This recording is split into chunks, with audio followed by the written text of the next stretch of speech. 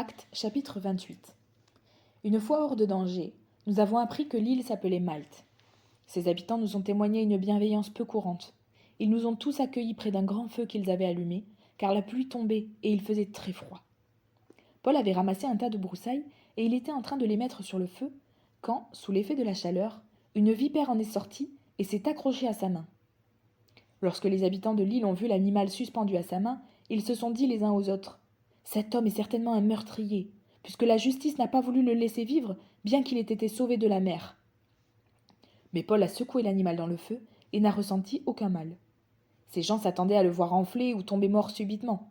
Après l'avoir longtemps attendu, voyant qu'il ne lui arrivait aucun mal, ils ont changé d'avis et ont déclaré que c'était un dieu. Il y avait dans les environs des terres qui appartenaient à un dénommé Publius, principale personnalité de l'île. Il nous a accueillis et nous a logés de manière très amicale pendant 3 jours. Le père de Publius était alors retenu au lit par la fièvre et la dysenterie. Paul s'est rendu vers lui, a prié, posé les mains sur lui et l'a guéri. Là-dessus, les autres malades de l'île sont venus et ils ont été guéris. Ils nous ont rendu de grands honneurs et à notre départ, nous ont fourni tout ce dont nous avions besoin.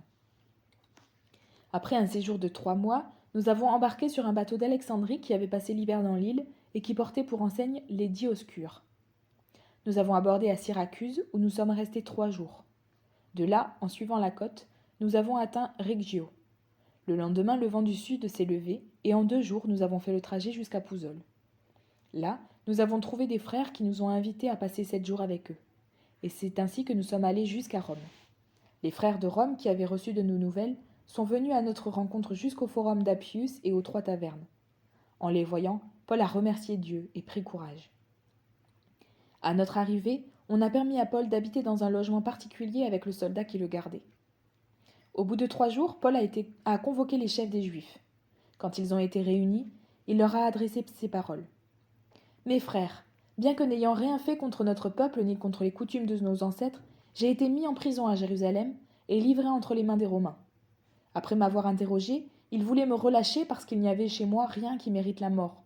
Mais les Juifs s'y sont opposés et j'ai été forcé d'en appeler à l'empereur, sans aucune intention d'accuser ma nation. Voilà pourquoi j'ai demandé à vous voir et à vous parler. En effet, c'est à cause de l'espérance d'Israël que je porte cette chaîne. » Ils lui ont répondu : « Nous n'avons reçu de Judée aucune lettre à ton sujet, et aucun frère n'est venu rapporter ou dire du mal de toi. Cependant, nous voudrions t'entendre dire toi-même ce que tu penses, car nous savons que cette secte rencontre de l'opposition partout. » Ils lui ont fixé un jour et sont venus en plus grand nombre le trouver dans son logement.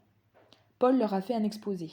Il a rendu témoignage du royaume de Dieu et a cherché, à partir de la loi de Moïse et des prophètes, à les persuader de ce qui concerne Jésus.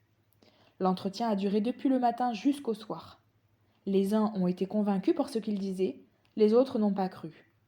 Comme ils se retiraient en désaccord, Paul n'a ajouté que ces mots.